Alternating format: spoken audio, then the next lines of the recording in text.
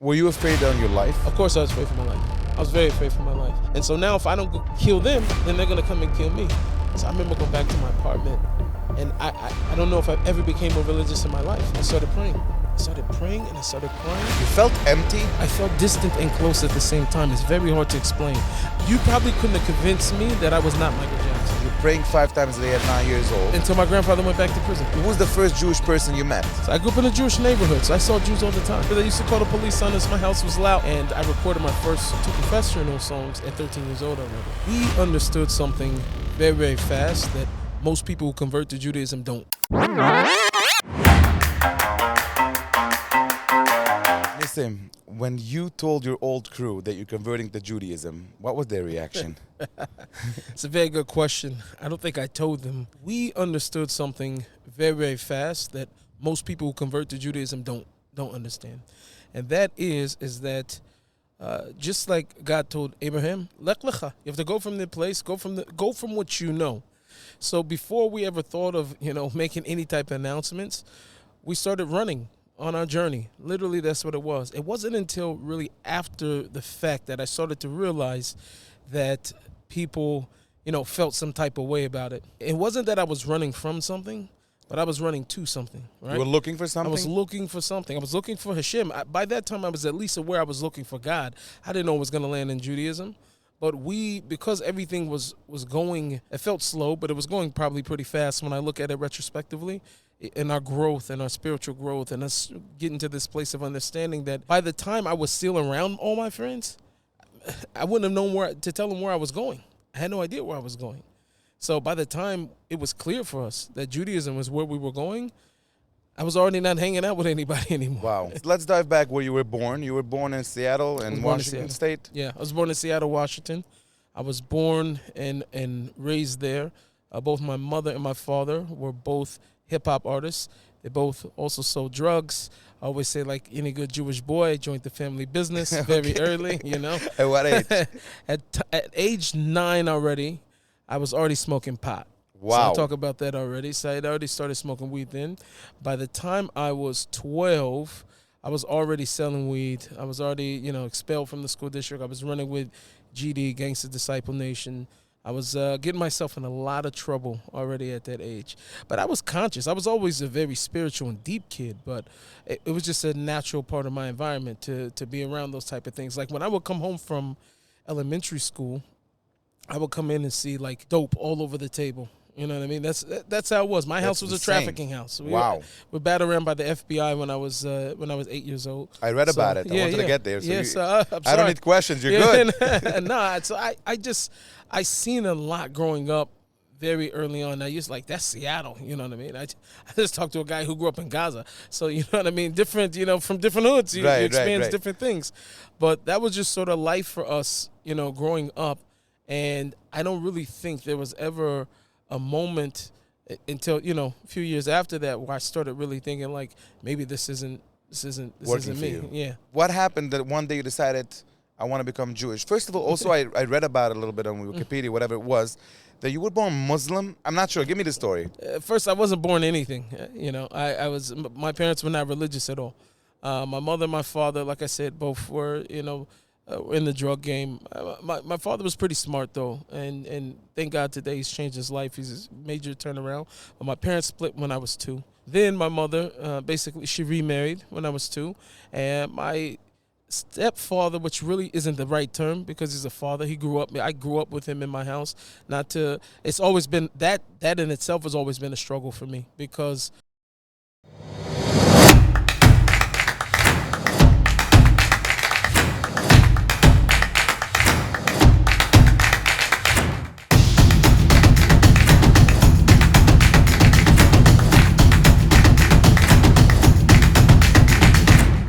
Two men in your life. I know it's 2025. That has different connotations now. But, I had 2 men in my life as my fathers, who I have a tremendous amount of respect for, my quote-unquote stepfather, who I called my dad, and then my biological father, who wasn't in my house, but the love was never lost between he and I. I never had like a horrible relationship. And thank God my mother never, even though she had her differences with him, never pushed anything on me to make me feel any type of way towards him that wasn't pleasant. So I just had to say that because I never get to say that actually when I do podcasts. So people are always left wondering about that dynamic. I say my dad, I say my father. So anyway, so after my parents split, I grew up, my dad was in the same business as my father. and so whatever. So I grew up, like I said, in that type of environment. Now, there was no religion, no talk of religion. Every once in a while I had like a aunt who would come and pick me up to take me to Sunday school or something like that. But apart from that, there was no religion in the house. And then my grandfather, who had spent most of his life in prison, he's from Southside Chicago, and my grandfather, God bless his soul, he was a gangster. He was a very serious gangster. What was he in prison for? He was in prison for a lot of things, almost anything. I mean, any type of extortion, gang violence, murder. You grew up in the worst. Yeah. I remember when I was 8, so he came to live with us, and it was the most interesting thing ever because it's like two different people. It's very religious, so he introduced me to Islam. So that was one part of it. I prayed 5 times a day in Arabic as a kid. What age? I was 8, 9 years old. 9 years old, right? Early around that time, 8.5, 9. Shortly after we had the FBI battle ram incident. And then he comes, and he's there. Like, I don't know if my house was the best environment for a person who's coming home from prison to come, stay at my house. But he didn't really have anywhere to go, so he was with us for about 1.5 years or so, and off and on. In addition to that, I remember when I was young, he sat me on his lap, and he told me, he said, when I was young, I like to kill people. Like I was like, it's just, grandfather, grandson bonding time. Apart from that, the guy was brilliant. His mind was like insane. Smart man. He was a very, very smart person. I find that with a lot of guys in the streets also too. You can have guys that are very, very brilliant. Not all the time, but I'm saying you find guys that, especially in that Chicago area, as crazy as it is. I mean, the younger generation is definitely lacking in education right now, but there's a certain that street smarts. There's something to it because my grandfather was a very, very wise individual. Anyway, he ends up back in prison, and then after that, there's no. So one second, let's go back to you're praying 5 times a day at 9 years old. Yeah. You're continuing with this life for how long? Until my grandfather went back to prison. Which is it was about a year and a half later. Yeah. Okay, and then after he goes to prison, I went on back to the regular life that I was growing up. That's when I was getting in trouble. Started running with gangs and smoking weed and running with all the wrong guys. And then at 13, simultaneously, while all this is happening, my father already, my biological father already had went to prison. In prison, he went to seminary school, became a Christian, got his master's, got out, changed his life completely. And so by the time I'm 13, he was already a minister and teaching in Bible colleges and different things. And so I had a conversation with him because at 13 also I started to have this revival of wanting to become more religious. So what was pushing you? I have no idea where it came from. I absolutely have no idea. There was nothing You around felt empty? me. I felt distant and close at the same time. It's very hard to explain. I've been thinking about this lately. My grandfather sent me, when he was in prison, he sent me a disc, like a DVD, back before streaming. Back in the day. Right. Sometimes when I'm out speaking, I have to translate, what a CD is, what it is. CDs, for the right. kids. But anyway, he sent me this DVD because he was in prison. He couldn't send me anything inherently like Muslim. It was a Christian organization that was handling a lot of the helping the prisoners be able to send gifts and different things like that to family. So the DVD he sent me was called was the Prayer of Yabetz. It was a whole documentary on the Prayer of Yabetz, which is actually in Tanakh and from Divrei Hayam, and beautiful prayer of this person who was constricted and a very, very powerful prayer. But I remember seeing that back then. I'd already started praying back then. Before my grandfather came home, I started trying to pray because I saw this. So for whatever reason, from that time on, I was really, really, I guess to some degree connected with a certain consciousness. I was spiritual. I prayed off and on. I hadn't become a prayer yet. 13 comes, and I'm like, I don't know why. Everything was in the air. I turned 13 year 2000. So everybody's talking about the end of the world. Right, right. That was a spiritual time. Like, most people don't really realize at that time of that year, it's like, what's going to happen? All the electricity is going to shut off. We don't know what's going to happen to the power just grid. bugging out. Everybody was bugging out. So I think it was probably something in the air when I think about it. But on a deeper level, that's when a person becomes a man also. That's a bar mitzvah, right? Right. And one of the ideas we have and we understand from Judaism is that, a Gershon is guy, a person was always a Jew. When I think it's a Lubavitcher Rebbe teaching, that person was always had a Jewish neshama. So trying to find its way back to its place. So it could be, I was 13 when this happened. That's when I started really having this yearning. So the first thing I did was I went to an uncle of mine. My uncle was a Muslim. He's also no longer alive, but I went to him. But one second, I'm sorry for just... I'm getting you to Judaism. But, I'm trying to understand who was the first Jewish person you met? So I grew up in a Jewish neighborhood, so I saw Jews all the time. A lot. Oh, you were been around the block over there. I've been you around saw the them. block. I didn't talk too much in the neighborhood. They used to call the police on us. My house was loud. You know what I mean? It's called police on us. We knew where it was coming from. Right. I mean, because I'm from Seattle. The zip code I don't know what it is like today, but when I grew up, and most of the years that I was there, 98118 was the most diverse zip code in all the United States. It actually was. Wow. So everybody was there. You had the Jews, all the Hispanics, you had the blacks, everybody was in this Rainier Valley area. So specifically in Seward Park, where the largest population of Orthodox Jews are, you have like literally right down the street, 2 blocks down the street, like where the black neighborhood is.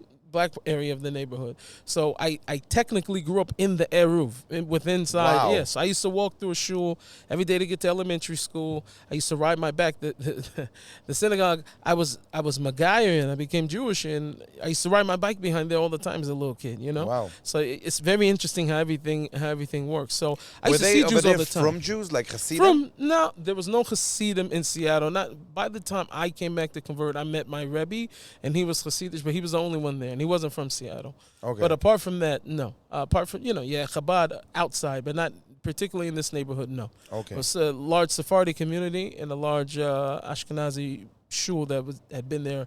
The community was over there for more than 100 years already.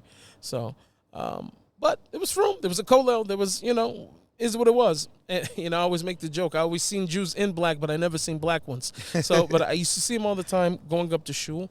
And I never had so much interaction with those who were so religious. I did have a couple of friends who were not religious at all. They're also Jewish who lived in the neighborhood. Ones. Huh? The problematic ones. I guess so. Now I can see. Now as a frum Jew, I would say they were problematic. Yeah. Back then, they were just my friends. Exactly. Right? So I didn't have so much of a relationship.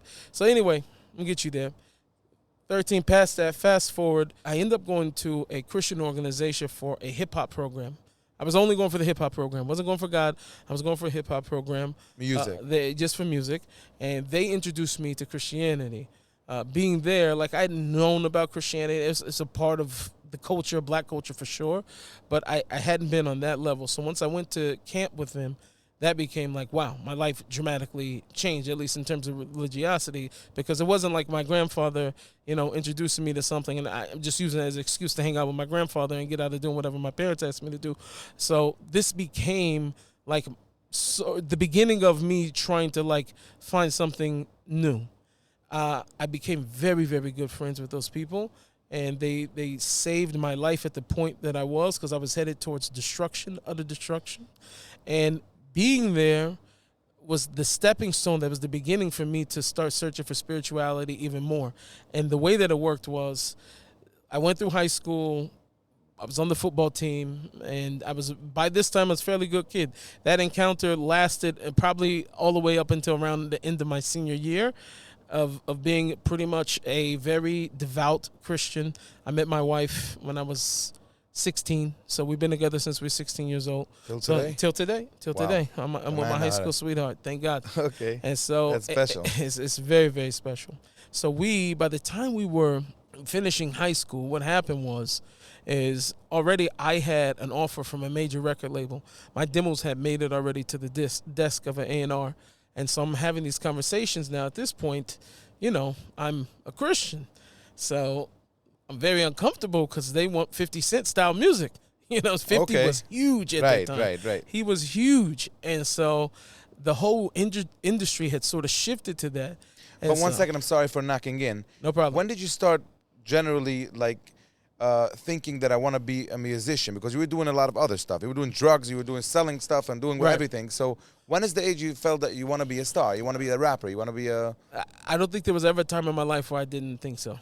Even though when you did all the bullshit you did... Yep. Everything I was doing before. from the time of 5 years old, everybody was like, he's going to be a star. You had it.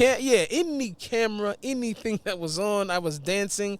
I had a mean moonwalk. You had a swag. I'm talking about I was in love with music. I was in love with music. I'm telling you, until I was 8, you probably couldn't have convinced me that I was not Michael Jackson.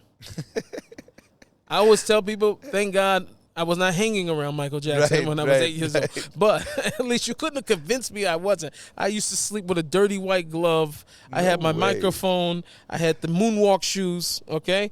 I had a cousin. She would put on the camera. I would go for hours.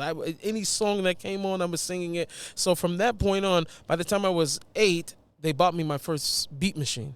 So that's when I started making beats at 8 years old. Wow. So I had my own, and I made makeshift studio. I set up a karaoke machine. I hung the mic down from the vent so it could feel like I was in the studio. You know, I had my whole setup. You had your vision. I had my vision already at that age.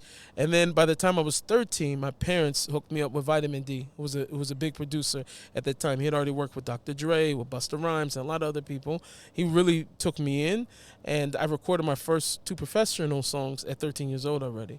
So by the time I was 15, by the time they actually started releasing the songs, I got national press. There was a big hip-hop magazine called the Murder Dog magazine.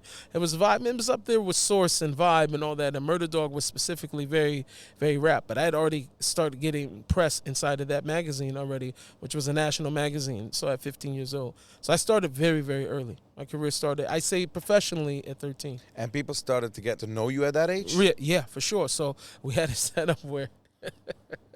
Looking back on it, it is crazy to me.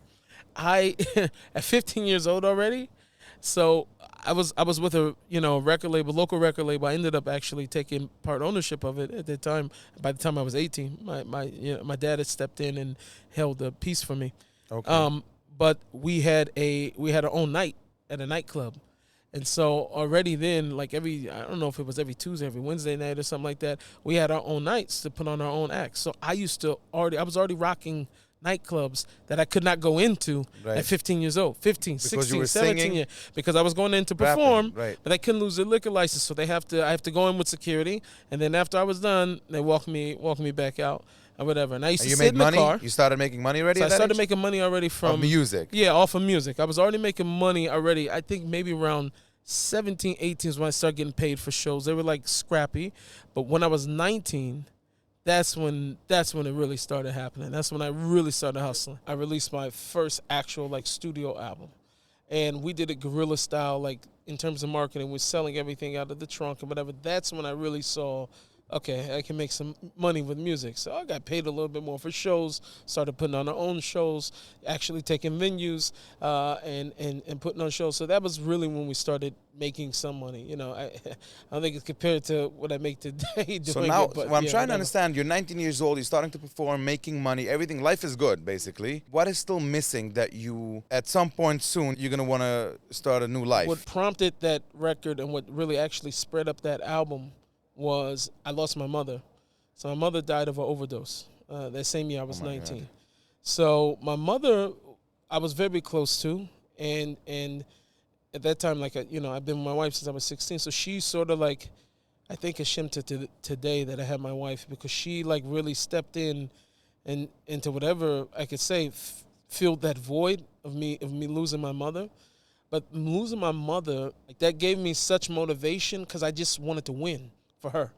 I wanted to win for my mother. She believed in me. She was the one that gave me all of the encouragement, her and my dad together. With all of the mess and the crap and the dysfunction and everything else that I grew up seeing in the street life and the whatever, my parents believed in me.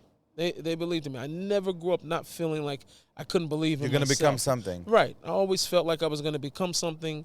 My distant family, cousins, and different things like that, everybody always felt by me that the boy's going to take off somehow, some way. So I never felt this thing like I shouldn't believe in myself.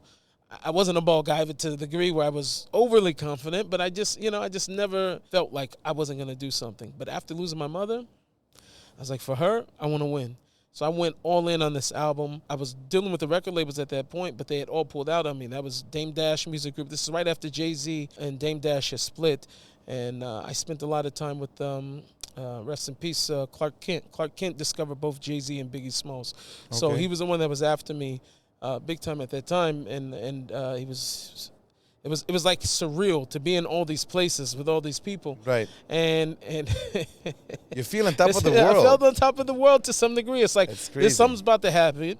You know, I know he's not popular now. Puff had just reached out to us, him and Fox. They wanted me to play the Biggie role. I was supposed to play the Biggie role. I auditioned for it. I didn't go after, but Fox and Bad Boy, they reached out to me to play the part. They ended up going to somebody else, but I knew that with all these different things clicking at this right now, all these something things is about to something's gonna happen. Yeah. I lost my mother. I'm super motivated. I put out this album, and still I got this major fire in me to like just serve God. I wanted to be close to Him, and addition to music, meaning you can do music, you can rap. I didn't, to be honest with you, I didn't know how it was gonna go. Like I guess at whatever encounter I had at that camp when I was 13, 14 years old, and coming in, I know now today, whatever, it's a different religion. I always tell people like that. I may have converted religions, but I never converted gods. You understand what I'm saying? It's the same Hashem, who from the beginning I always knew, but ultimately what I've been able to do with Hashem's help is to take off garments, to reveal Him even more as I've been going. And so I never felt as if I've changed gods. I've only changed religion, my expression towards how I'm coming closer to Him. Right. So at 19, I think it was very much so after my mother died, I really started getting this very spiritual urge. Like we'd be in the studio, and it'd be me and all my guys, and I'm talking about I'm with some guys, the goons, you know what I'm saying? And I'll just break out and start talking. Something will lead to something, and then we'll just start having some crazy spiritual discussion. And they'll be looking at me studio. Like, in the studio, and they'll be like, Nissim, and be like, Black, I only know by Black. And it's like, man, Black, you're messing up my high, man. You're messing up my high. You know? We're trying to focus here. What are you doing? You know? Right. So shortly after, I get into, as I'm having some success, there's another rapper who makes a song about me. And diss? He made a diss track. Diss track. And so I remember sitting in the studio, somebody brought it in, I was listening to it, so immediately, you know, my pride was touched. I get the pen and pad, I'm ready to, you know, write something back, and my boy comes in, and he's just like, if we go and beat him up, you know, he won't make any more songs. So we end up going with his plan. And so we end up finding this guy at this nightclub, and we get into this brawl outside the nightclub. Long story short, my friend goes up there after me. I'd already left, and he tried to kill him. So he's chasing this guy. He's shooting up the car. You know, it's like they're on the Serious road. Stuff. This guy he's shooting up everything, and he didn't get the guy. But at the top of the hill, by the time he runs out, the police they're already making their way there. That turned into a high-speed chase. So by the time I hear of everything that's going on, I'm walking out of the door, and they already the police have him. You know, at least at the time when I was walking out, I thought they were coming for me because somebody had told me that. So by the time I come out, they already had him. He was in custody. It was a major commotion by the time he was coming to meet me. And afterwards, I'm in a major dilemma because now these guys think that I just sent somebody to kill them. And if they don't come and get me, then I'm going to, you know, they're not going to call the police. Right. You know, that's not the way the streets work. And so now if I don't kill them, then they're going to come and kill me. So I remember going back to my apartment. And I don't know if I ever became more religious in my life. I started praying. And I started crying. And I fell to my knees. And that was the beginning of really what started the Jewish journey, because we talked afterwards, me and the guy. That was a miracle in itself, because nobody ever calls you to check and see if you're trying to kill them or not. That's not where we come from. So we talked it out. And after that, I said to myself, I'm never going back. I'm not going back to that. There's just no way I'm going back to that. All of this was from really trying to pretend to be like I was before. You know, by that time I'd already been a Christian, devout Christian, leading Bible study groups. I was already involved in building orphanages and you know, in Mexico, and I was in ministry work, honestly, as a youth, but I was a ministry worker. So in a blink of an eye, I'm like more deep into the streets than what I ever been before. Wow. And it wasn't planned, it wasn't intention. I was just pretending to get the record deal, really. Were you afraid on your life? Of course I was afraid for my life. I was very afraid for my life. I remember walking back and forth during that time period of just checking the window. Everybody knew where I lived. I lived still in the hood. I wasn't at home anymore, but I was still in a very hood apartment complex where people, Knew what? people knew what was what. You know what I mean? There had already been that was a year where everything was heating up too. It was heating up. That was 2007 or so. So it was heating up. By 2008, the whole city went crazy. The streets, everything went crazy. The economy busted. Yeah. Okay. So now I'm walking back and forth. I'm pacing. We finally, this guy talks to me. We talk on the phone. We put everything behind us. And so now there's nobody there. It's me and this God. So now I'm grateful. I'm thankful that I have my life and that I know that I've squashed this situation. Now, at this point, I'm giving my life to God. What that looks like, I have no idea. I had no idea at that point. You knew something is changing right now. I knew something is changing right now. I felt it was a very spiritual time and moment. And so I devoted myself to praying. Literally, I was walking back and forth. That's what I did all day long. And so after some time, I decided to pick up my Bible again, start reading the Bible. And in addition to that, I started to think, like, when I was in the Bible study group, I had a lot of questions, So I'm going to start asking some of my questions. So I ended up on Google, like we all do when we have questions. Right. And which led me to YouTube, which led me to a movie called Zeitgeist Refuted.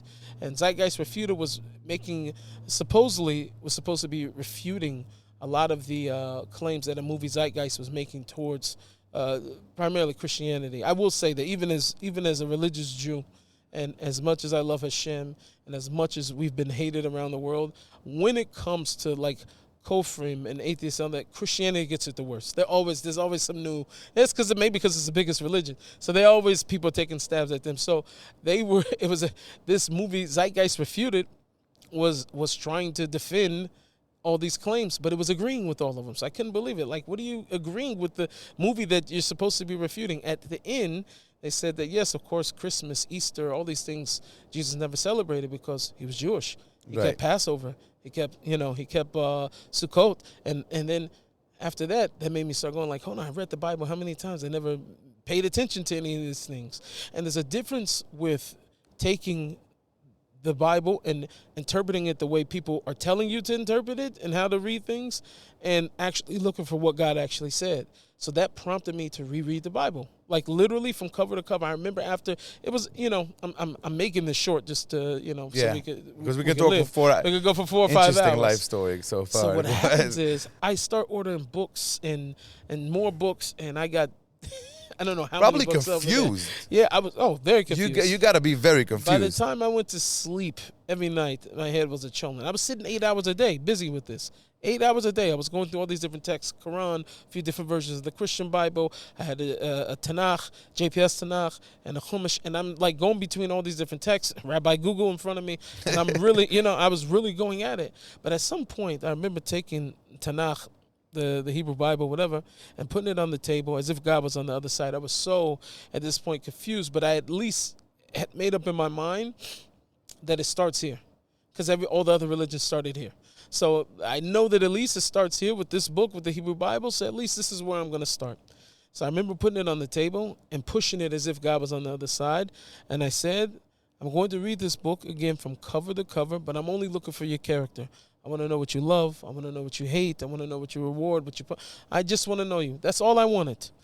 And I would do that. In addition to that, I started fasting. I would go 3 days in a row, no food, like 3 days in a row. Because as I'm reading, this is how everybody else got close to God inside of the book. King David was fasting. This is that Ezra was fasting. So you tried following them. I tried following what I was seeing inside the book. This is the way that the people of piety did, and they were trying to get closer to God. So I thought by fasting I would come to more clarity, and I was praying. So for hours at a time, I'd take 2-3 hours in a row. I was crying out to God till my eyes were bloodshot red, only wanting to find the truth. Now, what this did for me was it made me spiritually sensitive. I was completely like I was getting hugs from Hashem all day long with this. I felt him. I knew he was there. It was so clear. Conversations between people were no longer regular conversations. I was able to hear out what Hashem was trying to tell me. It was a very spooky experience to have. But once a person is negating himself away from the world so much in order to increase his spirituality, you get heightened spiritual antennas. So what was interesting was about Judaism in particular. I started to notice something very interesting. I was very I guess, obsessed with the prophets, right? Because that's what most people do. The overwhelming majority, I would say, of converts to at least to Orthodox Judaism were evangelical Christians before, right? Okay. What usually gets them Talks to and them. also gets them is prophecy, because this is the proof is in the pudding, right? And what I started to notice was that the whole entire prophecies, all the prophecies and all the books of prophecy and what's going to be in the end, all revolved around the Jewish people, right? So you'll hear a lot of theologians, and Christian theologians, and people that are eschatologists, people that study the end times, will always tell you the prophetic clock is Israel. Keep watching Israel. And it's very interesting how, as Jews, we don't even pay attention to this. It's so, I think this is the biggest problem why we suffer with Emunah Peshuta today. Not without learning Tanakh, it's nearly impossible to understand how to really have a relationship with Hashem. If you're not watching how David HaMelech was with Hashem, how Eliyahu Hanavi was with Hashem, how Shmuel Hanavi was with Hashem, and you don't know and understand the dynamic relationship, you're not learning it for lumdis and looking for everything. Just watch, read the Peshat and see how they were beloved in the eyes of Hashem, and how they yearned for Hashem, and how I think, I'm going off on a tangent, but quite honestly, because I had that and I was able to look and see that Hashem is saying everything revolves around the Jewish people.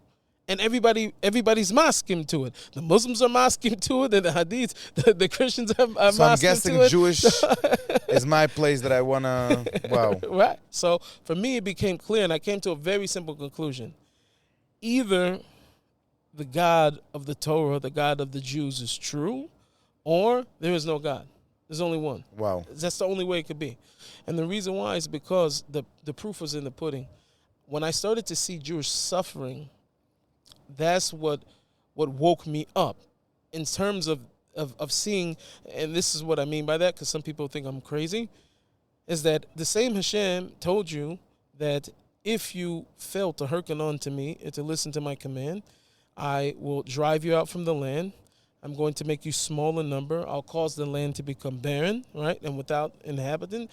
I will cause the host nations of which you go to hate you in those nations, right? I mean, we could keep going, and it doesn't take a person much work or effort to be able to see that these things actually happen to the Jewish people. Right. Very, you don't need a religious Everybody text. knows we're hated. Everybody knows all these things happen, right? Right. They happen. But that's not the ticker. Hashem says that the Jewish people are also going to return to this land. And the sign, the siman of it is, there's plenty of them, is that not only that the streets of Yerushalayim will be inhabited again, and people will be walking and going about to and fro, but the planters, once you start to see vegetation in Eretz Yisrael, is the proof in the pudding. This is exactly what it says. Then the land will give forth its fruit. There will be a person to till the ground, says, in the book of Ezekiel. So seeing this, how could God not be true? This is happening. It's like one of those things where you say, like, okay, a lot of things you can make up.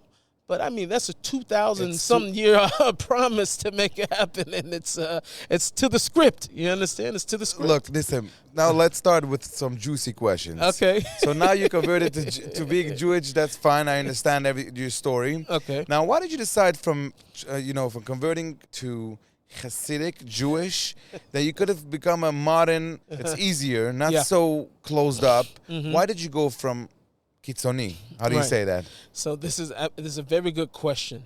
Why did I choose I'm always wondering. Hasidic Judaism? It's not easy. It's not everybody. Not everybody says this, but I'm gonna tell you this. Why? And you'll understand probably why if I tell you this. I just explained to you, and I don't know how many minutes of how and why I came to Judaism. It was very Hashem focused the whole entire way through. There was nothing about like, if I go over there, I'll get a better education for my kids, or I'll, it'd be good food. Oh my goodness, Jews eat cholent. I want to go there. Like there was nothing. Different questions. The gefilte fish questions are coming. Okay. How Hasidish are you? Right. Okay. So none of those things actually drove me to Judaism, right? It was only Hashem. So I tell people this all the time when I'm asked by a reform person or conservative or whatever, people that ask me, religious, not religious, whatever the case is, why would you become Hasidic? Why would you become Why would you? I was Hasidic, so I know it's not easy. For me, at least, it wasn't easy. Let me tell you this. I went wherever Hashem was most popular, that's where I stood. Wherever they talked about Hashem the most, that's where I went. So that's how I Hasidim. that's how I became. It wasn't just Hasidim. I became a Breslover Chassid.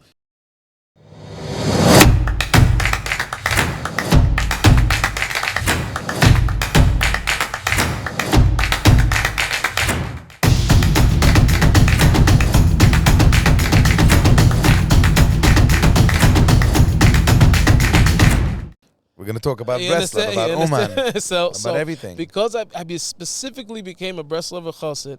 But Because Breslov Hasidim don't wear beckages and hats. yes, they and do. What are you talking about? All of Breslov people go with beckages? That's how I know you're really Hasidish now, from the Makor, because you have so much tinus on Breslov. You don't know they look like I you're don't. Hasidim. I actually love Breslov. I'm not talking about you. I was in Oman 10 times, but mean to say, you dress like, I can't say Satmar, because Satmar don't wear like this kind of hat, but I mean, Breslov community, my community, most people go like hats like really? this. Yeah, for and sure. pious? For sure. And pious, yeah. Really? Yeah, for sure. Vada, Bekashas, yeah. Like normal Hasidim, yeah. I mean, the robe of the Breslov that Yiddish? I'm around, my Yiddish is I got a schwache Yiddish, it's not good. Oh, you know some words. I know some words, yeah, and I understand. Like if I'm listening to a shir, especially if it's an American person speaking Yiddish, because he used enough English words in between or whatever, you know, like so I could pick it up. Is your house a Hasidic house, meaning to say on a Shabbos meal you eat gefilte fish? So listen. Schont. Let me tell you this. First, Kegel. I'm gonna show you. I'm gonna tell you this. So first off, what a lot of people don't know, because I get this question, and maybe by this will dispel it. Some people should. So first, you should know, before I got into Chassidus, I'm Sephardi first. I'm Sephardi Makor. I still keep Sephardi Minhagim. The way that we were, I was by Rav Arish's yeshiva, so I remember the posting of the yeshiva, I had this question. I said, what do? We're Sephardim, but we're also Chassidish. So we hold, really, unfortunately, because I hold like Chacham Avadia, but we hold the opposite of Chacham Avadia. He said at the yeshiva, it says, Chacham Avadia says that if you have a stira between a Sephardi minhag and one of the minhagim that we have of Breslov, he says you have to take your Sephardi minhag over your Hasidic minhag. Why is that? Why doesn't it's not for here, but he said we hold the opposite. So wherever there's a conflict, we go with the Hasidic minhag over the Sephardi minhag. So not in everything, but there's nuances. There's a lot of questions I had to ask along the way. But so because of that, and on top of that, I have another big elephant in the room. I'm black too, so we're not gonna start acting like certain foods, things we're just gonna put on the table and everybody's gonna be okay with it. It doesn't work. Right. It doesn't work that way. I will eat gefilte fish at somebody else's house. I'm a fan. Any type of fish. I'm a fish guy. I'll eat fish first. However, it just doesn't make it to my table. Not when I can have salmon. First off, I'm from Seattle. I got a lot of issues. I'm from Seattle. I want fish. I want real fish. I also like salmon. So I'm a salmon guy. I will never opt out for gefilte fish when I can have salmon. Wow. I'm just not gonna do it. Okay, so you're Breslov. Yes. Give me a little bit how you got closer and closer to Breslov, that you started going to Oman, right? You're going every year? Right. I go to Oman every year. And in the last few years with the war?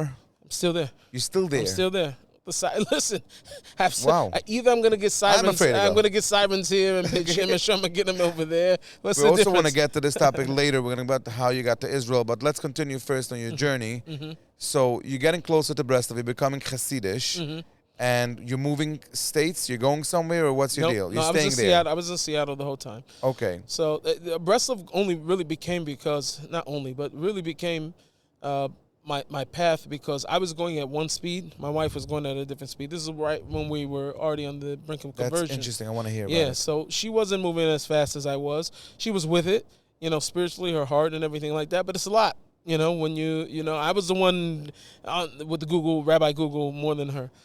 So I had to sort of figure out a way for us to start learning and slow down, and for us to come together, which is very hard when you're eager about something and you don't have the proper education to understand that God would want you to slow down for the sake of your spouse or for your wife. Like, when a person's very on fire about something and they think it's a God thing. I mean, look at it. We got, the unruly cousins across the way over here, they blow up stuff in the name of God. So you imagine a guy who gets passionate about something that God thinks they do, that you sometimes will trample other people in front of you. So thank God, I met a rabbi who gave me the book Begana Shalom, the Garden of Peace. I by know Rabbi it. Arush. Shalom Rav Arush. Shalom Arush. So Okay. this is how he became my Rebbe. I got this book. Oh, you're Changed my life. Yeah, I'm a student of didn't Rabbi know. Arush. Yeah. So what Very happened nice guy. I is, personally know him too. yeah, he's amazing. He's amazing. So I got that book, changed my marriage. And still to the day, because of that book, my wife is firmer than me now. Really? Yeah, for sure, 1,000%. She's But Taliban. listen, you're very from. You're not modern. Listen, first of all, I spoke to a lot of people that know you, and they and nothing bad. You know, Yeah, I respect everybody on how they are and whatever. Yeah. But you're not like okay Hasidish. You're super religious. I don't know. You have smartphones or only certain hours. I'm not sure exactly where you're up to, but I Right. know that you're not like. Right. I'm trying to understand how you're getting from 0 to 100 Right. and to the Because extreme. it was never zero, right? No, you had the connection. Yeah, We spoke about I had a connection. And it's different. Like, I'll tell you, when I lived in Me'asharim, for 2 years, right? So it. You're telling me you're not extreme. What's up? I'm not extreme. I'll tell you why. Make First, sure it was I hated extreme, the my man. Hafganot. I hated the Hafganot. Okay. I was always, listen, I'm my own person. The problem was this, is that I always told people, I said, listen, I moved over there. I never, like, moved because I wanted to be a part of, like, the community, like, where, you know what I'm saying? I just wanted to be in the place where I can raise my kids without all the shtussim that, you know what I'm saying, that I grew up. And yes, the extreme idea is to move in such a way, and part of it's my issue, part of it's somewhat of an American issue also too, but where you can move as far away from what it was that you knew, you understand what I mean, to sort of re-educate the children and give them something brand new. And ultimately, I'm very happy for those years. They were challenging because it was very tough for my kids to get along over there. That was very, very tough for us. But apart from that, we grew a lot. We learned a lot. Me and my wife learned a lot from the neighbors, and there was the chesed that was going on there, even behind the scenes. Like, most people highlight just the racism and everything else that my kids mostly went through. To be honest, like, I didn't get a lot of it. So some of it is the celebrity work. Like, you can imagine walking into shops in Me'asharim, and I'm hearing, like, my songs on the, you know what I'm saying? And these guys got zebra. Yeah. You know what I'm saying? It's crazy. So being in that. You think you got a courtesy of being a celebrity, so they gave you less So racism? I think I got less because I've talked to other people who are also the same, and they don't get the exact The same courtesy, treatment. right. It's not because people are. It's like this inherent racism. We got some of that also, but it wasn't like from that place. It was I think from they a don't know place. much, to be honest. It's They just just don't people don't know, understand how it and- works. How does a black person, Right. Jewish, Hasidish, they don't know. And it wasn't just like the fame in itself. It's the fact that once a person's already well known, people already feel like they know you. Right. So whatever barrier of entry. I know you, by the way. And I Right. never met you in my life. And by the way, guys, I want to thank Nissim for coming down because it was a headache. It was very hard. I'm already in Israel now. I'm 5 weeks.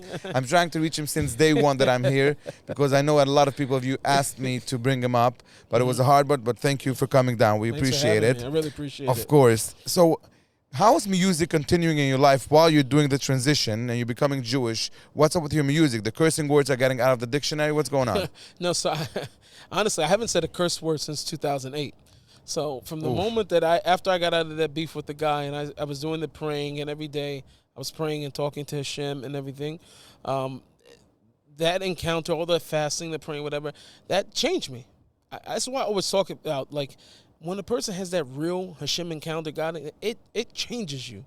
So I wasn't able to say a curse word after 2008 anymore because my life had been dramatically changed. How are you able to think you're going to continue being a pop star? That's a very good question, actually, though. I like the question because you should know I retired after. Okay, so what happened was I actually did leave music.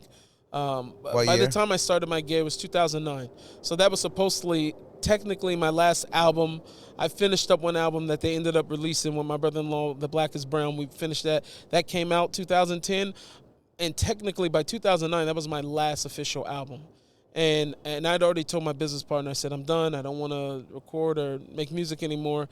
I was just on fire for Hashem, and everything that I was learning at that point about humility and anava and kivas Hashem, coming close to him, there was no way for me to, like, Combine it? Yeah, combine those things. That the rap is arrogant, it's flamboyant, it's this, you know. I always tell people, at minimum, a guy who's even a clean rapper usually will still at least tell you how he's the best on the mic, and like that's called clean rap. Right, You know what right, I'm saying? right. So I couldn't figure out a way to make those two worlds work, and I felt very pulled and compelled by God. And I said this even at the time. I said that if this is real, like I needed to do it for myself. I needed to give up rap. People don't understand I love music. Like rap was It's your life. That was my life. I woke up thinking about a dream. I used to pull all-nighters in the studio, and like I was so devoted to it. Like it took over my life. So I needed to be able to slay it. I needed to be able to sacrifice it. And I said either it'll be a real sacrifice, or it'll be a yitzhak. Hashem will give it back to me when it's the time. And I that's what understood happened? that, and that's really what happened. I left thinking, I'm done. I need to, I got into property management. That's when everybody tells me. No, I was in were Seattle. still in Seattle. Yeah, Right. I got in property management. And I always say this when people usually say, Nissim, you've always been Jewish, So I got in property management, and that sort of was like my way out. And people were still pulling me, but I was done. I was done. Fast forwarding some years, I've already been through, now I'm at my conversion process. I'm nearly at the end of the conversion process also. So up right around that time, Modest comes out. If it wasn't public, I wouldn't talk about it. And it's not to throw shade on Modest. I met him around that time also too, and looked up to him a lot. Yeah, Matis Yahu. So he was having his differences, with Yiddishkeit at that time. Same year, Shine had also had his differences with Yiddishkeit at that time, and sort of left and went to Belize. Like this is all 2013, 2014 area, and then. Also, I think it was just a year and a half or so before that, Y Love, who was also like a black rapper from the hood, he comes out as homosexual. So I'm watching this and I'm just like, there's no way to make that work. It'll never work. Yeah. You know what I'm saying? You'll never stay on the same religious level and still be able to be in that life. Even when I was backstage one time talking with Modest, and he scared me. He don't know to this day. I mean, I've talked to him since then, but he don't know. He's scared the living daylights out of me. Because by that time, I was already starting to make my way back to music a little bit, or feeling whatever. And I was like, man, how you make it work? Everything, with Shabbos or whatever. And I didn't know where he was holding her yet. He was like, oh, you want to make it work with Shabbos? He was just like, eh. I was like, I said, man, he destroyed me for a second. Made me even more scared. But what happened was, I was late when me and my wife had noticed over some time that my son was not feeling well. He was sick with meningitis. We didn't know. He just had a fever. He was a baby. He was only like 4 months or something like that. But we kept going back and forth to the hospitals. Finally, my wife, through her own research, and you should always listen to the mothers, right? Okay. She ended up finding that the problem was he actually had meningitis. She made them do the spinal tap. They found it. And as elated we was, that was a very serious thing, especially with a baby that young. It can have permanent damage. If not, it could be, it could take someone's life. So she was in the hospital with him for about 2 weeks. But I remember that first night that she went in, I had to take, because I had my daughter, I remember going back home, and I started praying, and that was, like I said, I was really into Rabbi Arush's books. So he had always talked about, if you want to see a big Yeshua, you should pray to Hashem for 6 hours straight. And I needed it at that point. You needed it, yeah. I prayed to Hashem for 6 hours straight. And in that moment, I don't know, near the end somewhere, I hit this place of a very deep meditation. And it made me remember a dream when I was younger. I was about 17 years old when I had that dream. And I was a musician at that time. I remember I was a musician. I was either doing some interviews, some podcasts or something. I don't know if it was this podcast, whatever the case was. I remember people watching in Times Square. But I was talking about Hashem, but I used my power of influence to talk about Hashem in this. And the presence of Hashem, whatever that was so heavy on me in that dream. I remember waking up. I'm 17. I was crying at the edge of my bed because I felt like I just had like a, major encounter. I'm spiritually sensitive, at least sometimes. Okay. And so what happened is that dream came back to me. along with all the conversations I was having at that time. My wife was trying to force me to go back to music. My brother-in-law, who was my best friend, who also my producer, was trying to get me to go back. And I'm like, there's no way I'm going back. There's no way that these two things are going to work. Didn't it bother you at that time that your fame is going down, probably because you're not doing music? No, I didn't care about the fame anymore. You didn't care. You were connected to Hashem, period. I'm going to tell you, listen, my last album that I released, the video, this is before YouTube started really like blowing up. So the main single off that album ended up hitting rotation. I think BET premiered it, and then it hit MTV, and it got in regular rotation. On college radio already, I was beating out Jay-Z, Mos Def. They had closed the festival in New York. They used to do the College Music Journal. They had closed it. They had to open it back up because I was charting so high, they had to give me a stage, right? Wow. So when I get there, and I'm with, at that time, I was really into, Little Brother, Big Pooh, Fonte, everybody, and Ninth Wonder, and I was into, Pharoah Monch, a lot of these guys that were up and coming, like a lot of my favorite rappers, really from that time. I was there with all of them, met them. They were introducing themselves to me. I was introducing myself to them, whatever the case is. I didn't have to introduce myself. That was the thing. The moment I didn't realize, I realized that I'm here with people that I loved, I listened to, I grew up listening to these guys, and they're introducing themselves to me. They know who I was. That's crazy. Right? And in that moment of realizing that at that point, I was so much more on fire for Hashem, it didn't matter to me. Wow. I realized that I got somewhere. Like, I realized that for me, okay, I really am over this. So fast forwarding back to this moment, I'm standing there. I had all these things in my head. And I remember at that time I closed my eyes, I said, Hashem, if this is what you want me to do, I was talking about music, going back to music, I said, then I need a clear sign. I need something that I'm, like, make it clear to me that this is what I need to do. I had a road. We have a road in front of us. I had a Rode NT2, I think, microphone. Looked just like a U87. I think they got sued for looking like, but it looked like a U87. Microphone was dead. Didn't work already for some time now. And I remember going to my closet after this. That was my tonight. I said to God, I said, if you make the microphone work, then I'll know that you need to go back to music. This is you. It was down collecting dust in my closet. I plugged it up and it worked. Wow. It worked. I'm talking about this microphone that you could ask my brother-in-law. You plug it. It didn't work for or whatever. A long time. I didn't want to throw it away. I'm still today. I don't like the way they throw away my MacBook cover. It was so nice. They made the bag so nice. I like marketing. So whatever. If it's really nice, I hold on to things. So I plugged this thing up, and it ends up working. So now I go back to my Rebbe, Rabbi Shmuel Brody, and I went to Laser Brody also too. I talked to him, both of them separately, and got encouragement, like heavy encouragement. To do it. And to go back. And the whole time I tiptoed. I was so scared. Of like losing myself. I didn't even want to promote myself because I was afraid. You became Hasidic, right? Yeah. But you're continuing with the big chains and stuff, which I love personally. Nissim, I love your music and I listen to your music, and it's amazing. But how does it work together, doing the chains and everything? That's a good question. The truth is, first off, that came years later. So I need the editor to do me a favor, 15 seconds, put up this. I don't know. I forgot Motherland the song Bounce. there. Motherland Bounce. Yeah, that's what it is. Motherland Bounce, rerun. Yeah, good whatever. stuff. Put it up just for the viewers to have a good time for a minute. Okay. Okay, so how does it work together? The truth is they don't go together, right?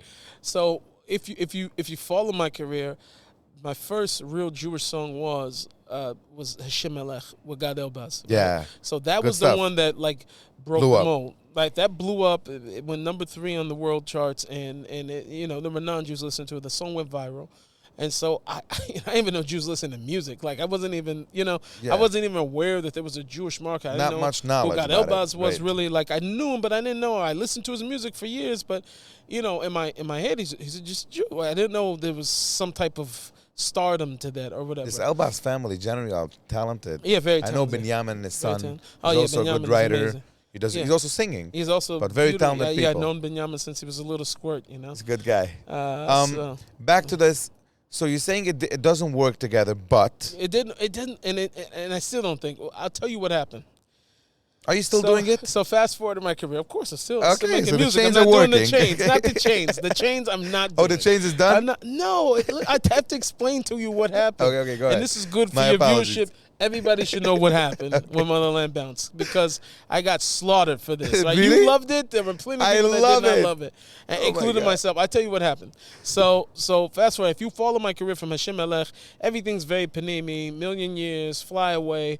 All the music's very panimi. So I'm building up an audience, even in the yeshiva world where people are listening to the music and there were some barriers being broken that trust me, all this time, afterwards, I'm learning all of this. I had no idea. I was saying to myself the whole entire time, I'm being obedient. Hashem wants me to make music. I'm going with it, and I'm going to. And as time went, I saw more and more of an opportunity to spread Hashem's name, spread His light, spread His light. All the while, this is happening. Over the years, it's happening. After I'm having success with my album, Lamala, right? There was no chains, no nothing like that on that album. Everybody's telling me, like, listen, man, you could go even bigger. You could reach and speak to the older audience. What about where you came from? What about whatever, anything else? I had zero interest. Zero interest. Wow. Even rabbis were telling me this. Big rabbis that you have a koach you can for the world. So and it could have been my interpretation of what that is. Maybe that could have just been leveling up on the marketing, saying less Hebrew words or whatever the case was. But I interpret that the whole way it's like digging back into my old self so much more, even to where it became very uncomfortable. So I released the Lamala album. I think my second album was my Gibor album, which I was a little bit more trying to tiptoe. Everything by me was a tiptoe because I'm always like, it's like King David. If you look at David HaMelech, the way that he went out to fight wars, he always had to go first and check, Hashem, are you with me? Right. If I go, Hashem, get a confirmation. Yeah, get a confirmation. Hashem, are you still with me? And so, at some point, I stopped feeling that confirmation. So in between that album and the next, I signed with a record label that was supposed to, at that time, they were coming with the Sony distribution. Sony had collapsed its Red record label to Orchard, and Orchard now had this distribution marketing / that all came from the Sony Red company. And so I remember I signed a deal with them with that intention, but it's somehow, from what I understand, that Sony wasn't so interested in everybody that was on the roster, not myself, but other people. And so there was this contention of whether or not Sony was going to take on the projects that they were sending, whatever the case was. So now I'm in the deal, but I need to release music. I had that Gibor album. I released that, and now I'm starting to work on this newer music, and now I've had all these different confirmations. Everybody told me I'm supposed to, go out, be mechazik, get the world. Don't speak to you're bigger than that. You can go and get everybody. That's how people do. And this is why I say it's always very important, because you have to listen to the inner voice. You have to listen to Hashem's voice. And the reason why is not because the song Motherland Bounce wasn't a success. I wasn't comfortable. You understand what I'm saying? Like, I wasn't comfortable. It took me to a place back to where I just wasn't comfortable. Which part weren't you comfortable? I tell you what wasn't. So, first off, making the record, anyway, I have it in my vision, and I'm dancing. I can't. And I know I'm saying this just so people should know the story. Hashem help me. I'm not throwing shade on anybody. I'm not trying to talk at this time. My manager at this time was a guy by the name of L'chaim OG, right? Zachariah. He's also a Jewish rapper now. So he was really managing me at that time. And already I was going in trying to make more, I guess I would say at that time, modern music and get myself comfortable with it, right? And I'm doing that all the while. I'm not really listening to the music, because I still want to listen to the music. So the closest I could get to is like I have to listen to like contemporary Christian artists who are making the same things. My brother-in-law was listening to the producers because he wouldn't listen to the music. So he listened to producers and tried to mimic, the sound. And we're really trying to understand what's culturally going on in music at the same time. Z at that time, he was a little bit more connected to that. So at one point we were riding coming up from LA or something like that, and the Motherland Bounce beat came on my brother-in-law's his beat tape. So my brother-in-law made it. It was a very holy Jew. He made the track and then so we start freestyling in the car. Black and Yiddish shopping with his Sammy Davis cousin, and that was line. We gotta get a freestyle, and it got stuck in his head, and so every once in a while, Z L'chaim hit me and be like, bro, we got to finish that song, the Black and Yiddish. He never forgot that line. So I was in the studio one day recording a different song, And then he comes in, he like stopped. I was like, no, bro, we got to do the. So we ended up doing that. He put on the beat. I wrote the song, had him speed it up. It was a little bit slower. Had him speed it up, and then so I started writing to it. I finished the song like in no time.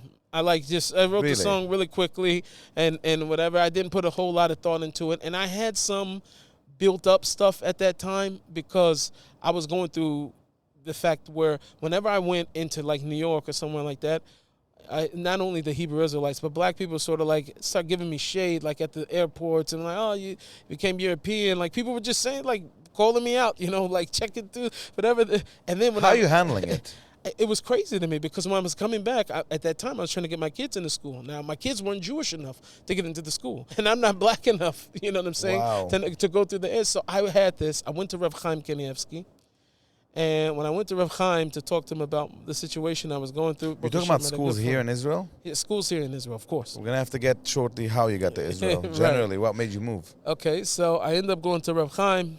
Long story short, he said to me very beautiful words. He said to me, your color is your maila, it's your virtue, not your chisaron, not your lacking. And that's all I really put out. Afterwards, this thing goes viral on social media that I was even there by Rav Chaim, and he said these words to me. Menachem Toker calls me from the radio, and it was completely like, This was 2018. This is show, 2018. Right? And he calls me, and I'm thinking, I just released a song, King of the World. It's a beautiful song. One of my favorites, low-key. And Menachem's like, Nissim, like, why did Reb Chaim say that? I thought he was calling to talk about the song. I didn't know, whatever. Right. They didn't give me, like, warning what he wanted to talk about. So we start talking about the situation. I'm conscious I'm on the radio, but I'm not conscious yet that I'm really on the radio. And I started telling him what I'm going through with the kids or whatever, and he's flaming up on this call. That you were talking about what you're going through, they're not accepting your kids. They're not accepting my kids and different things like that. So you'll hear, if anybody ever heard the interview, that like at the end I start pulling back. I start saying, "Oh, you got to be l'dam l'chavschus. You want to judge everybody favorably." You really felt like that, or you just said it because no.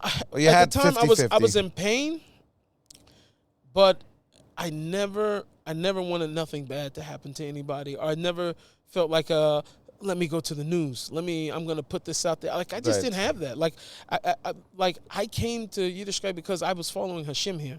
So I'm not gonna leave because the school wouldn't let my kid in. You understand what I'm saying? People are asking me like, how could you be? I would be so upset. I would also be upset, to be honest, but you believe in your thing, and you're not gonna stop for some stupidity, I'm not gonna believe which is not cool at all.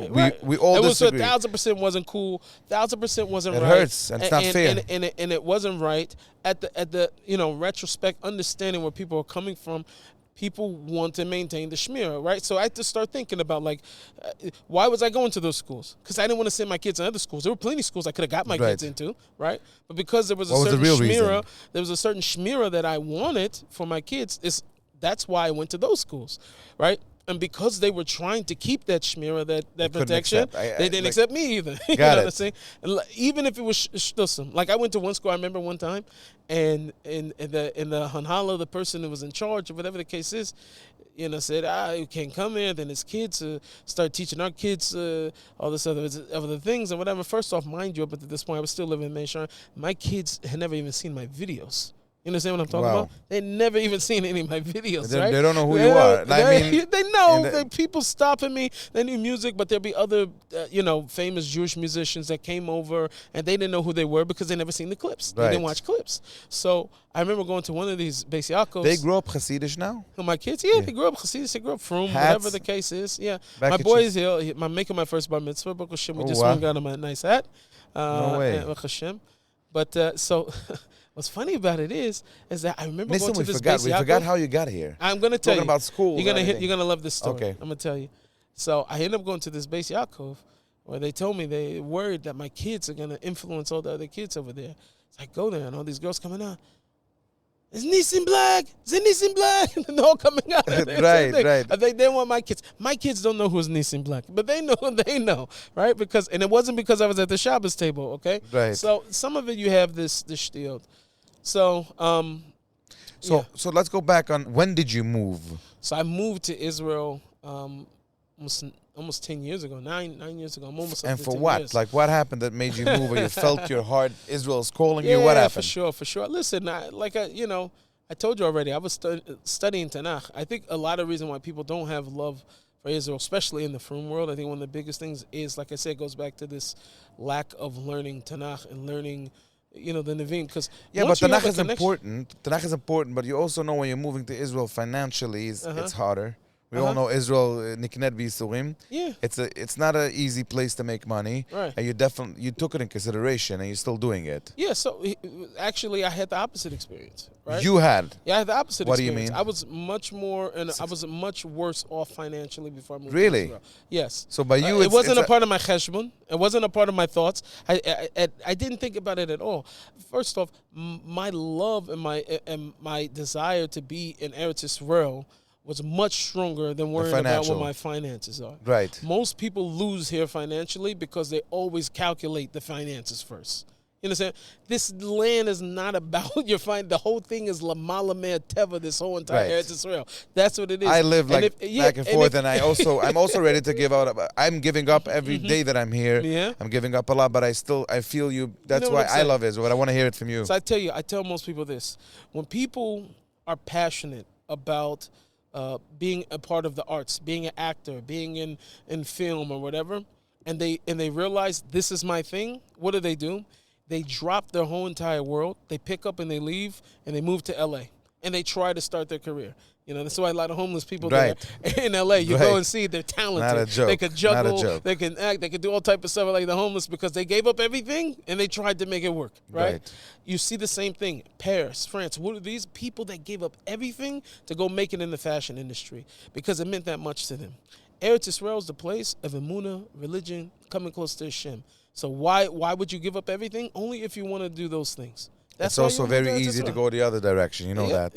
Yeah, for sure. So Israel has both milas, both I'm like not saying ways. that you can't go that direction, but what I'm telling you is that it's different. From my for experience, was the opposite.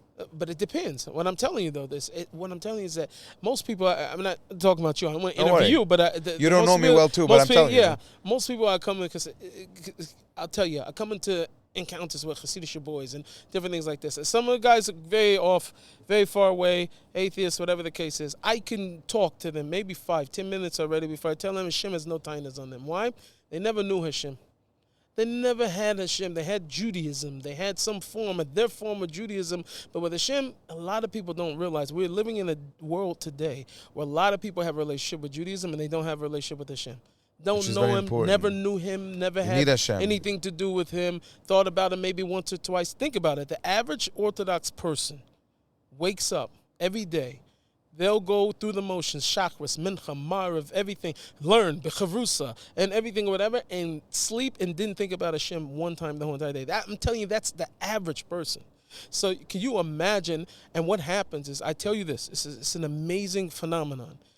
There are those people who go to the left and to the right, but they came to the same crossing point. On the right, you have all the big tzaddikim. Everybody goes after them. They kiss their hand. They follow after them. They're going to them. And even people, big gvirim, they're giving to them. They're running after these people, right?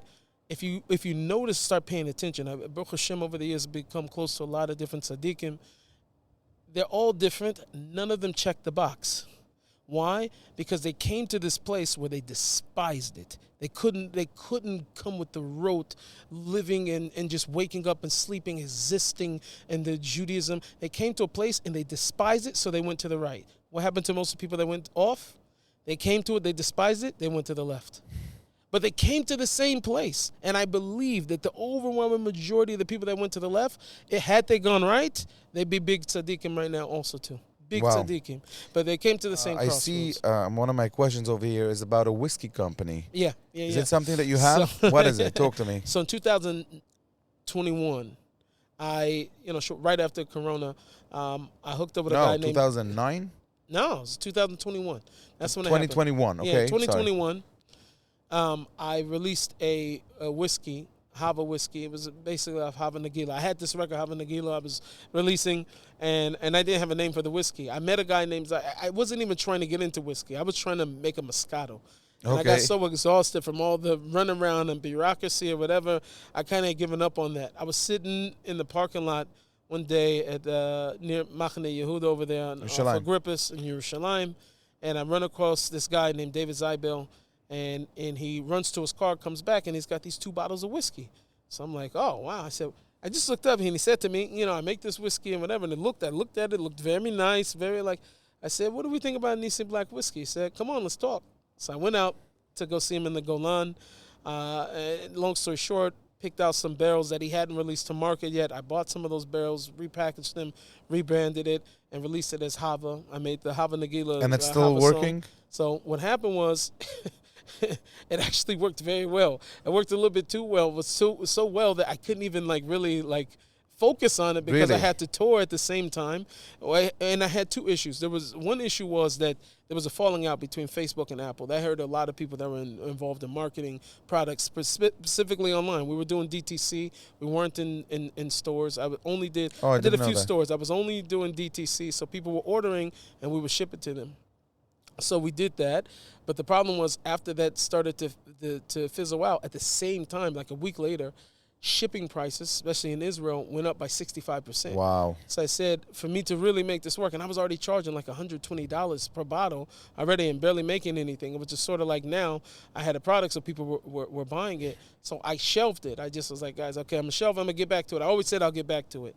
And then it wasn't until years later I had all these bottles sitting around. And one of my friends in Ramat Beit Shemesh, Boy Yishai, at the nut store, he's like, do you have any of those whiskeys? I said, yeah, I have some. I still have a few bottles or whatever the case. He's like, you put them in here. So that same Shabbos, right before I gave it to him, I walked down the street, and I walked past 3 shuls. And out of the 3 shuls, everybody came out, I just was drinking your whiskey. I hadn't released it 3 years ago. Wow. How was the coincidence that walking down the street, 3 different shuls, people come out telling me, I'm drinking your whiskey right now. I said, okay, let me put this in the store and see what happens. So I go and I put it in the store. So the next day he called me and said, they're gone. The bottles are gone. So I said, okay. So you wanna? I said, okay, you could buy some more, whatever the case is. I put in another 13.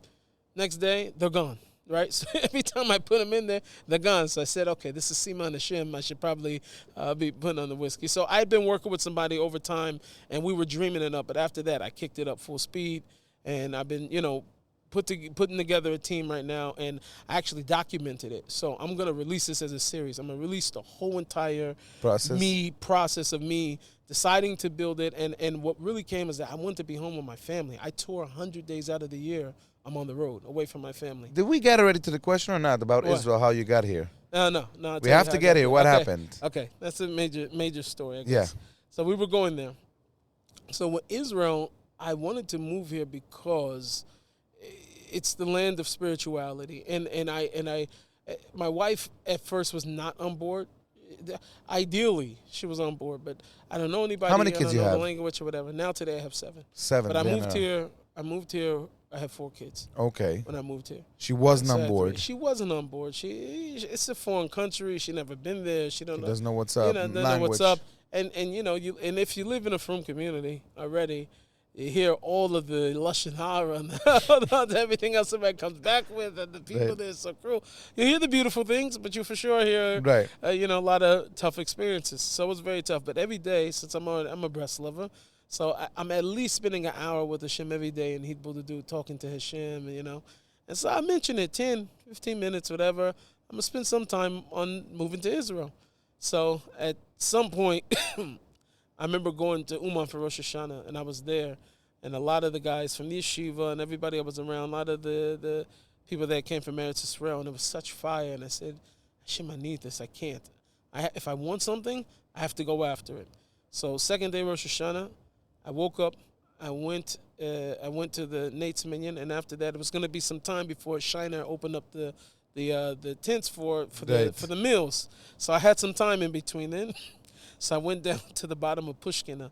There's this river. It's dirty now, but back then it was a little bit cleaner. And I remember crying to Hashem 4 hours, only on moving to Eretz Yisrael. That was it. 4 hours of me begging Hashem that she moved there to Israel. My wife should be comfortable. She should feel that everything. I davened for 4 hours straight on this. At Motzi Rosh Hashanah, I called my wife just to check in on her. And she said, you're never going to believe what happened. I had this dream. I said, what happened? She said, I was walking in Eretz Israel. I was in the old city. And all of a sudden, I kept on hearing something say, everything's okay. It's going to be okay. And she's telling me this. Wow. She has no idea. I didn't tell her. I didn't tell her till like a year after this or whatever. So she's telling me, and then the song from Levi Robin came on, Don't Be Afraid of the Lions. And she's like telling me this crazy story. And I'm like, whoa. Like, I had chills because I'm like, you know, I prayed. I've seen my tefillahs, but that was fast, right? So I said to her, I said, you know, maybe Hashem's trying to tell us something. She says, nope. Never been there. Don't know the language. It was just a dream. It was just a dream. So after this, Baruch Hashem, I had a couple weeks later, but I was so encouraged by that.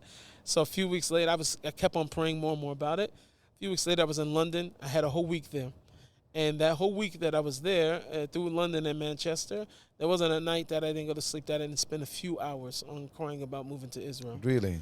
I came back from that trip. I was in the living room. And my wife looked up to me and she says, we should move to Israel. And I'm like, oh, then she had all these reasons for why we had to move and we must move and whatever. And because I had already like forged her signature on all the Nefesh Ben-Nefesh paperwork from a whole year ago, we were ready to go. I was ready to go. Right. You had everything ready. I was already ready to go. So, but that was really the story. And then we moved. She moved sight unseen. My wife moved there. Never been to Israel before. Wow. She landed, her and my sister-in-law, because so story is me and my best friend, married sisters, and we all converted together. Same day. There was a guy, Yosef, right? Yosef, my brother-in-law. Yeah. Yosef Brown? Yosef Brown, yeah, black and brown. Okay. So Yosef and I are best friends since we were in kindergarten. Okay. We split up for several years after third grade or so. And then we ended up reuniting at 17. And by the time we reunite, Hashem has his ways. Like when I think about this. Crazy. I'm a rapper, and he's a producer.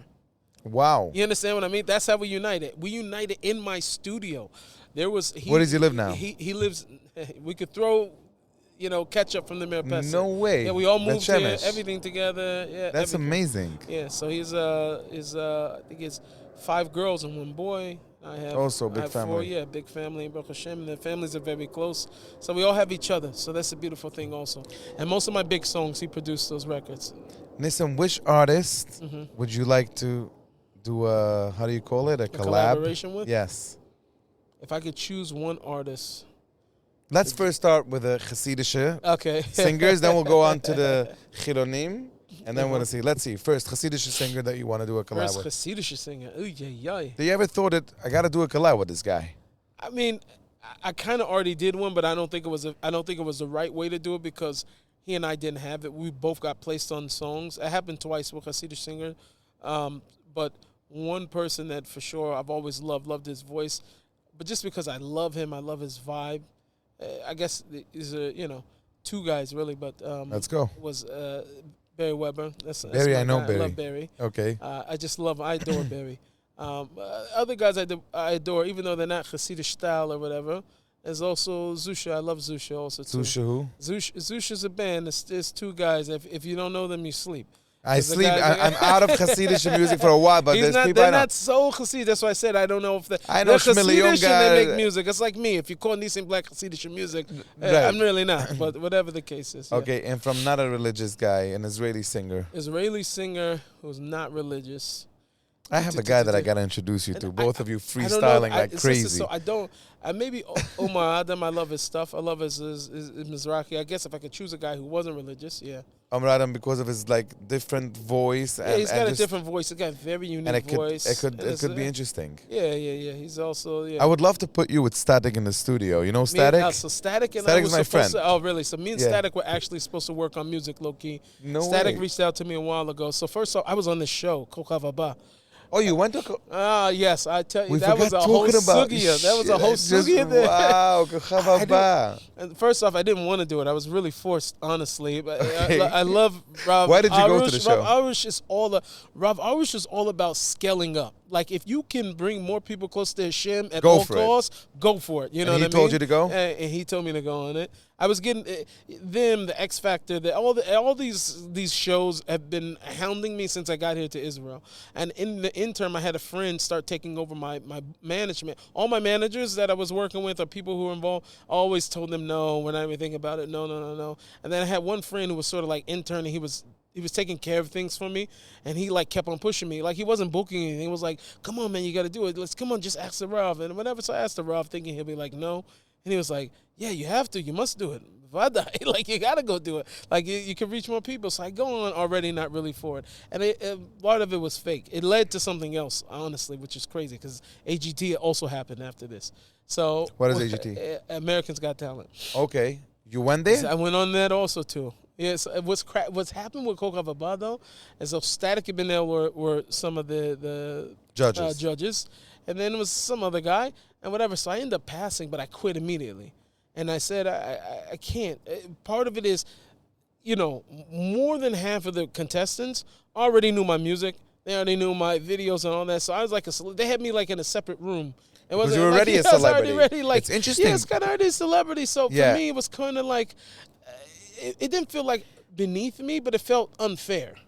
Right. You know what I'm saying? Some of the other people probably much more talented than me. I'm not always saying people who are celebrities are talented. Much more or less. Like, you are talented. I already I had a career. I was already touring. That's what I'm saying. You just wanted to get people closer to Hashem. Yeah, exactly. That's and nice, that was the whole thing. The producer even, like, oh, you have Gus? You can make a big, you can make a big Kiddush Hashem and whatever, the other case or whatever. And so that, they sold me on that. And I went in, and then afterwards, the way that the guy in front of me insulted me was so bad that I didn't quit because I was insulted. I quit because I didn't want, if they would have aired everything that this guy said to me on the, I guess he's supposed to be the Simon Cowell or whatever. If they would have aired, then the world to see a Jew say that to me and I'm black, you understand what I'm saying? Right. It would have made Jews look bad. About? I don't know what the guy's name is. I don't know, whatever it is. I don't know. The guy that's hosting it? Yeah, the guy, one other guy. Yeah, I see. Maybe that's it. I don't watch the show. I don't binge the show. Okay, so I don't there's a girl and a guy. Okay, so it was the guy. He's a little twangy. Yeah. Yeah, okay. Gay. So this guy, he called me a creature and some other things, and I already seen like, wow, I see him all the time giving love. No, he did not give me love. He didn't give you love. No, he didn't. He called me an interesting creature, and he gave me some funny looks. That's very interesting. Okay. So, whatever he said. I think if they would have aired what he said, whatever, people would have been like, it would have made Jews look bad. You understand what I'm saying? I was more upset about that, not my pride. Listen, you're a special guy. I didn't care. So it's the acting, whatever. Maybe he felt that, maybe he didn't feel that way, but whatever. He wants ratings, so he said something stupid. So afterwards, I get on and said, I'm not going to do this. I quit immediately. They told me whatever. I talked to them and I said, listen, they're going to throw it out. We're not going to do it. I'm in Uman with my family. I just took my family for the first time. Nobody's there, whatever. And my phone's blowing up, and I look at it, and I'm like, listen, a commercial just came out with you on Coca Vaba. And it is embarrassing. Yeah, Coca Vaba. And they're like, it's embarrassing. Why? Like, I'm like, what happened? So they made it look like the way they cut it up. It was like to get people to watch it, right? They had me go up, and it just made it look really funny. And then they start playing country music.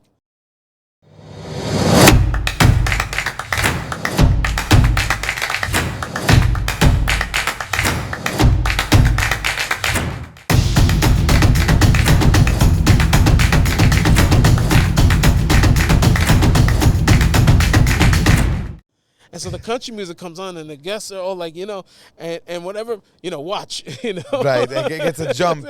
and Saturday, 9 p.m. And so now my manager, he taxis it to Tel Aviv. Like, that moment, I say, I can't go there now. They told me they were not going to play it, whatever the case is. So this ends up going out. So he goes, he watches the episode. He says, listen, it's actually not bad. They didn't cut it that way. Whatever the case is, I said, but what are they going to do? I didn't continue. They passed me, and I didn't continue, whatever. So they said they're just not going to show you in the next episode. So I said, okay, we finished. And they said, contractually, whatever, you signed, you could do whatever. Right. So it ended up coming out on that. And then AGT hit me up like a week later. And I was starting to go to Rav Arush. I said, okay, I already know what he's going to say. So whatever, he told me to go on it. Same thing exact happens, right? Simon grills me, right? Because some Hasidic guy what already is got this grilling? Yeah, whatever the case is. I'm an interesting guy. It doesn't matter. I don't know if he bought it. I think he thought I was like doing shtick. I don't know if they told him. But even AGT also too. I didn't audition. They reached out to me, right? So it brought me onto the show. And so they also passed. I quit also too. The same exact thing. I quit. It just wasn't my. So you're saying you're doing you're trying to do a Kiddush Hashem. You see, it's getting. Yeah, the moment I'm trying to do my best. Same thing with HBO. I got on my HBO deal last year, And shout out to Sally and the people that really put that deal together. I should just say that publicly. But there's at one point where I started to feel like they weren't going to do Israel justice. They weren't going to do Jews justice. And I don't want to tell my story that way, in a way where it looks like, I got to step on Klal Yisrael to get to my, or show more, racism than what there really actually is. Right. Because that's not what I really have experienced that much. I'm just being honest. I haven't really experienced it like that. So it just, it is what it is. Motherland Bounce TV show. What's that? That was my HBO show. And so the HBO series, which we were doing, it was actually interesting. It was a drama comedy. Sally Richardson was producing it. Moshe Kasher was the writer. It was actually, it was a beautiful and awesome privilege. However, there was a point where I started to feel like, I was going to have to fight every time a new episode came out. And so I remember being on the phone with Sally at one point and Moshe, and they told me that, me and Moshe's going back and forth, right? We don't see the world eye to eye, but he was a sweet guy. I liked Moshe as a person. But, we're going to have different type of funnies, right? I'm a religious Jew. He's not a frum Jew, even though he's got frum families. Some jokes we're not going to see eye to eye on. So the Shakla V'Tari of me and him going back and forth, you know what I'm saying, every episode, for me, the first time was cool, but I know for myself personally, I would have got exhausted from that. Fighting, feeling like I'm fighting for Yiddishkeit every time I release an episode. And so I was on the phone with them, and they told me that by episode 3, it goes into a writer's room. And when it goes into the writer's room, then, it's 10 people collaborating, writing it together. So you mean to tell me I'm not going at it with one person, I'm going at it with 10 people, and I got to deal with 10 different opinions, and each person really holds by whatever they put in there, and the likelihood of them understanding my world and my sensitivities, even though I have some form of creative control, right? There's a pressure in that world of the way things work. And I started to see it, and I didn't want to be a part of it anymore, but I was already into it, and Hashem gave me a matana. The matana was the writers went on strike, right? And so during the time they went on strike, I had time to daven. I was davening, Hashem, get me out of this situation. It just wasn't the way that it should have been for me. And the first time that my story hits the world, and I guess in that magnitude, I didn't want it to be like that. And so after the Writers Guild strikes, they're already starting to lose budget. They already don't know what they're going to do with the project. So I cranked up the tefillahs even more. I prayed more and more, harder. And unfortunately, October 7th happens. There's no way now they can do a show like that in Israel, right? And as painful, right before October 7th, they called me I don't know what part of Sukkot. It was Chol Hamoed Sukkot. I got the call already that they were struggling now with the budget, and they're thinking about having, want to do it. They're not going to really probably. Already, once that happened, I was jumping around inside my sukkah. My wife thought we won the lottery. She had no idea what was going on. I was like, this show's not going to happen. We were already excited. So October 7th happens. I guess it was a few weeks after that. They call them we can't do the show. And I'm like, it's bittersweet. I'm horrified by what just happened and scared because there's a war going on, and we got, Hashem knows what's next. And everything was very fresh at that time. At the same time, I'm so glad that I was out of this deal. And because I had a no relocation clause there, they can only ask me if I would do the show in New York, and I opted not to. I wasn't going to do it in New York.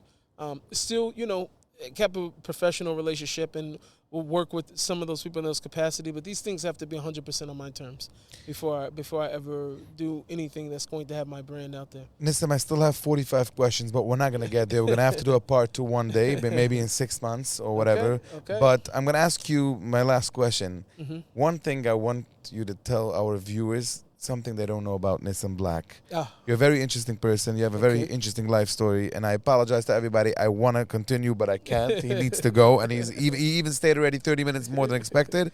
But, your life story is very interesting, and we're going to have to do a part 2. So, Nissim, please, give me the okay now on camera. Give me the part okay, 2, not now. 6 months to a year. Done. Okay. What is one thing people don't know about you that you want people to know about you?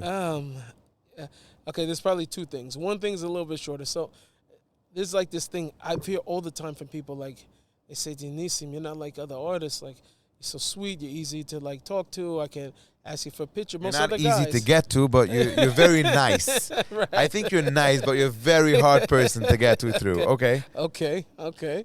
But in terms of not that easy to get to, but like I'm generally taking a picture with almost anybody that asks me, unless I'm very pressed and I can't.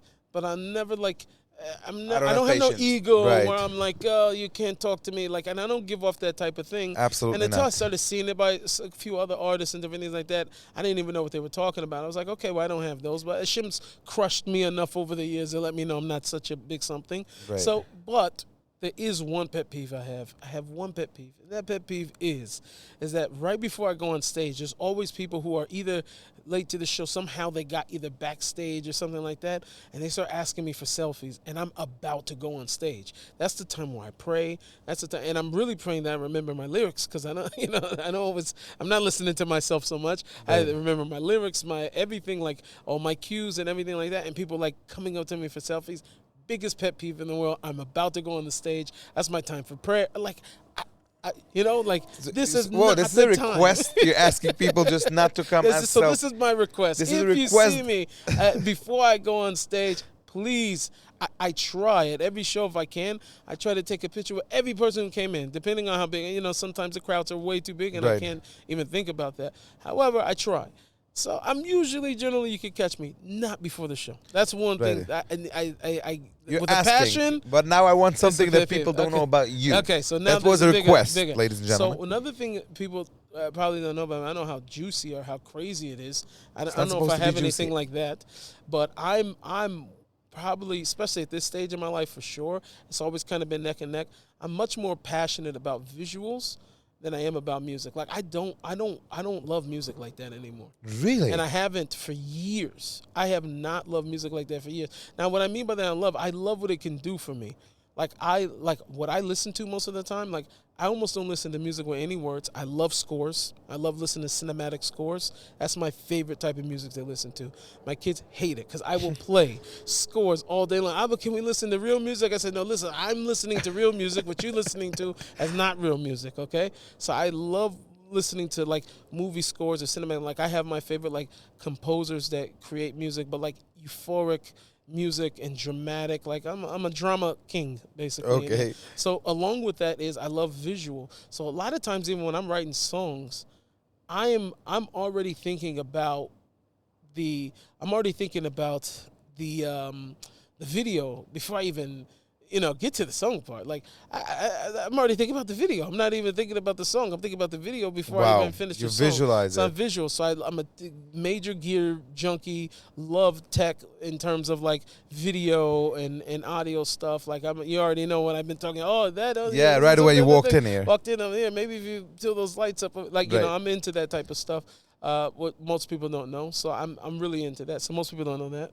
Another thing is, I guess I would say, going back to this Motherland Bounce is probably my least favorite song. Everybody else loves it. Everybody goes like, oh, but it's got this or whatever. Sick. It took me so out of my element.